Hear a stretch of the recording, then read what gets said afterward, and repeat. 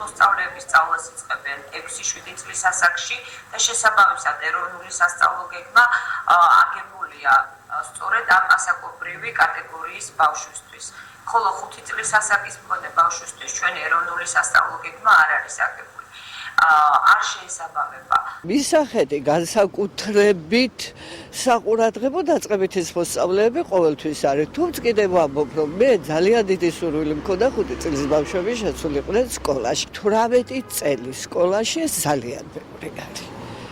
მე ასე ვფიქრობ, მაგრამ სხვები სხვაგვარად ამტკიცებენ. ჩემი სადით 6 წლის უნდა შეიყვანოს მშობელმა.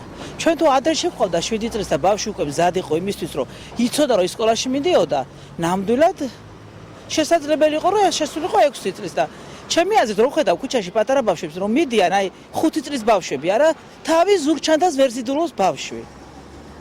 და ჩემთვის მაგალითად მიუღებელია 5 წლის ბავშვი სკოლაში შევიდეს.